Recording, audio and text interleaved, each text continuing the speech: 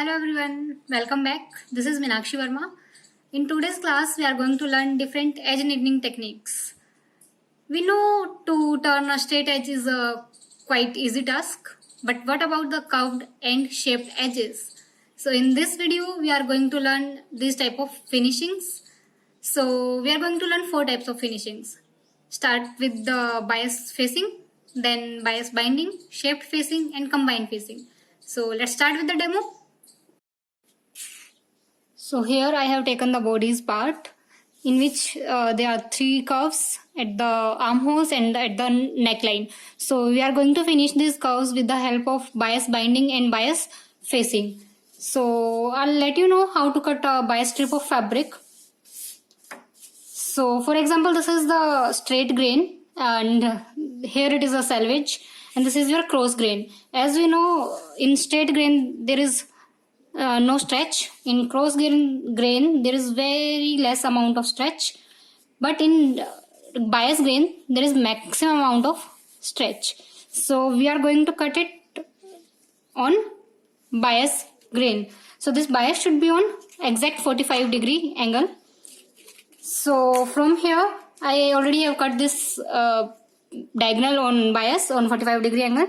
So from here I am going to take 1.5 inch width of this stripe along with the length of the strip you want to knit. For example, for this, let's measure it in curved shape.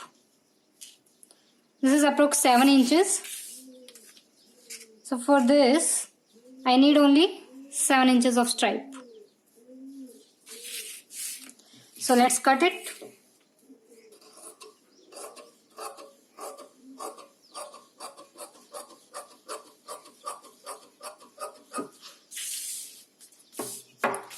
So now as you can see, this is more stretching and it is grabbing the shape of armhole or the curve very easily.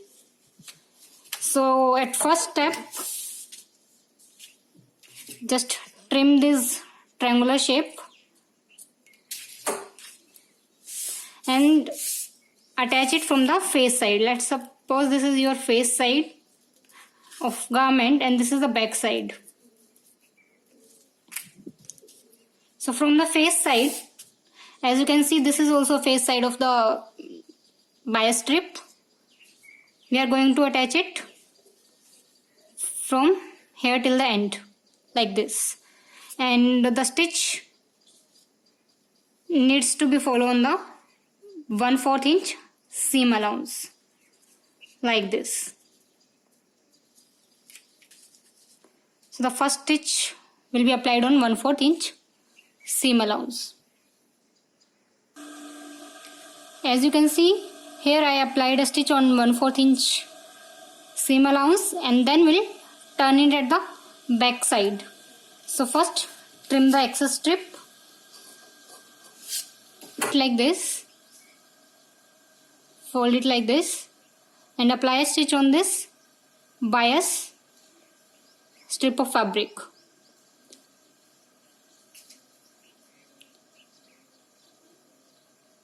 Here you need to apply a stitch. So as you can see, the stitch is visible on the bias facing side and then from the front side, and from the back side it is unfinished, this edge. So we are going to trim this extra fabric like this.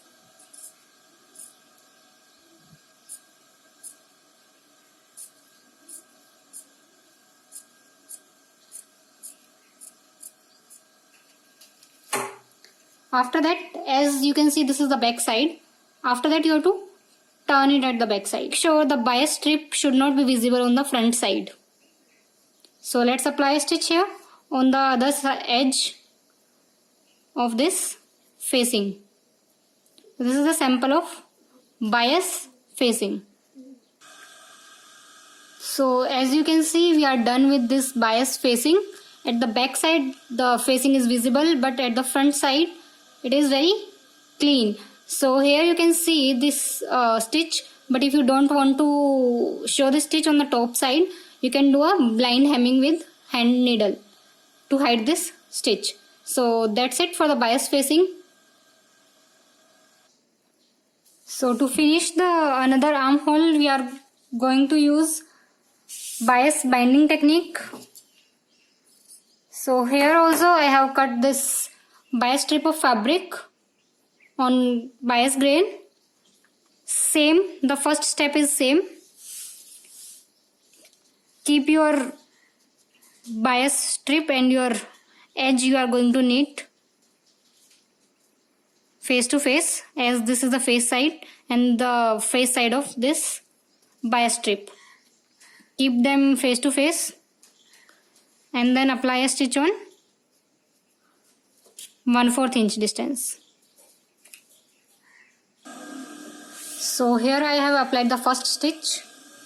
Now trim off the excess fabric, and the second step is a bit different from the first. In this, instead of applying a stitch on the bias grain fabric, we are going to apply a stitch on ditch, the distance between your main garment and your bias strip. So we are going to apply a stitch here. It should not be visible either on your bias strip or on your main garment. Okay, so from the back side it should not be unravel like this, it should be neat. So we are going to turn it from the back side like this and then apply a stitch here. So this bias strip of fabric is going to be visible on both sides like this. So make sure if you are applying a stitch on ditch, so your back side strip should get stitch. So that is why if you are, this distance is 1/4 inches, as is it will be equal to your seam allowance. So from the back take 1/8 inch extra and then fold it like this. So as we can see, the seam allowance is not getting fold like the previous one. Seam allowance is going to be straight, and then the extra strip of fabric is going to bind the edge. So let's apply a stitch here. So this is the bias binding. As you can see, it is visible at the front side also and at the back side also. But on the back side you will see a stitch on the bias strip, but on the front side the stitch should not be visible on any of the fabric. So I hope now it is clear what is the difference between bias binding and bias facing. There is one more difference in bias facing and bias binding. As you can see in the upper side of the armhole, in bias facing it get expand by 1/4 inches, as the seam allowance get turned inside with this facing. But in bias binding the seam allowance is intact, it didn't get fold at the back side. So in while applying the bias binding you don't need to take extra seam allowance. So after that we are going to learn shaped facing. So for that I have cut this shape on interlining, that is fusible interlining, and this side is smooth and shiny, as there is applied adhesive on this side. So we are going to paste this with the help of iron on the facing fabric like this. Make sure your facing fabric should be at least 1/2 inches extra from all the sides to turn it back. So let's iron it and fix the facing on the fabric.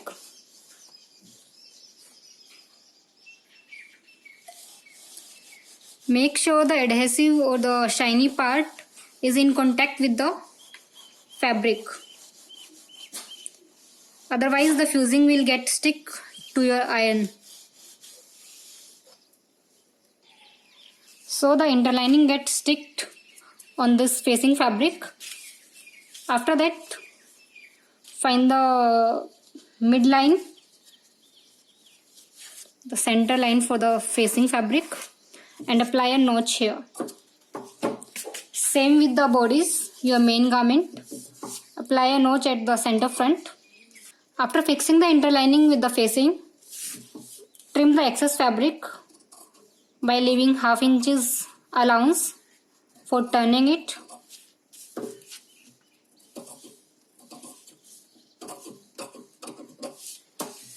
And then fold it like this and apply a seam near the edge. So here I turn these extra edges at this side, and from the back this is the face side of the facing fabric, and then match these notches with the face side. This is the face side of your garment and this is the back side. From the face side we are going to turn it back to the back side, but if you want to make it as a decorative facing, then you can apply it from the back towards the front side. I'm fixing the center front line with the help of pins so it won't move while applying the seam with this shape. So after fixing this, we are going to apply a seam here by keeping both the layers together. We are going to apply a seam very close to this interlining. Make sure your needle should not come on this interlining fabric. So I have applied a stitch here along with the shape of the interlining. So after that we are going to remove these pins and trim the excess fabric by keeping 1/4 inches allowance.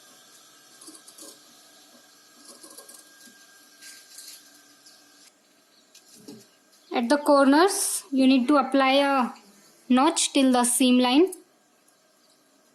like this. Don't cut your seam.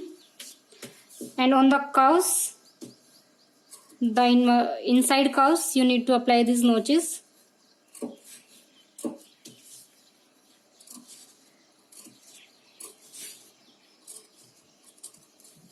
And after that we'll turn it to the back side like this.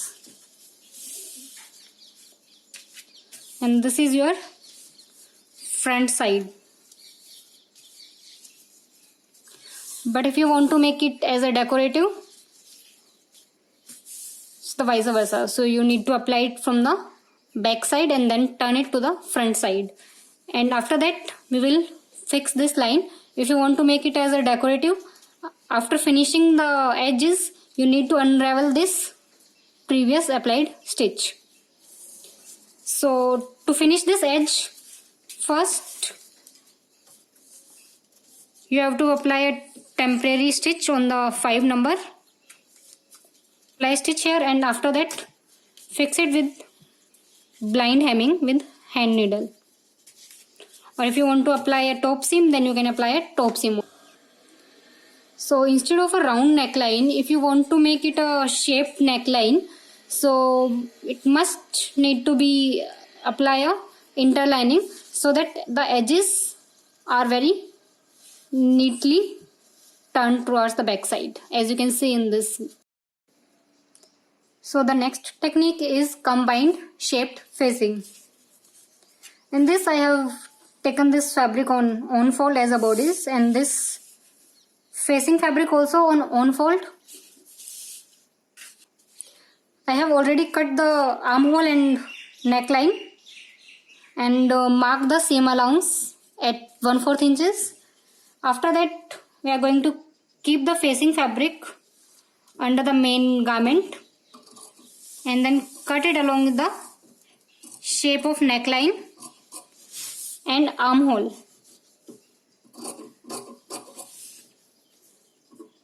In this combined shaping, we are going to finish both the armholes and the neckline in one go. So this is the facing for the main this part can be remain straight, or you can mark it in shape. For example, you want to take it, the facing is 2 inches, and then mark it like this and finish this edge with the help of overlock machine. Here I am going to take it as a straight. So let's start assembling this facing. Keep both the layers like this and apply a stitch at the 1/4 inch. As I marked earlier, apply a stitch on both sides, on the armhole also and at the neckline also. So here I have applied a stitch on 1/4 inch. After that, trim on the curves.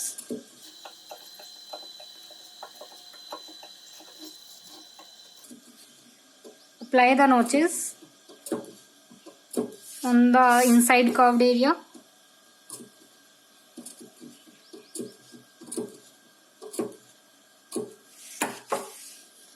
And then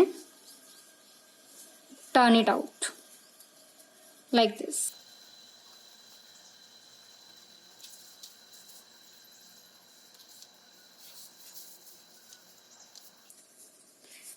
If you don't apply notches inside, so it would be difficult to turn it back. It will create so much bulge. So this is the combined facing in which we have turned the armhole also and the neckline also in one go. The same technique you can apply together for the front and for the back side also. For that you need to attach the shoulders separately for the facing and for the main garment. So that's it from my side. Thanks everyone for being with me till the end.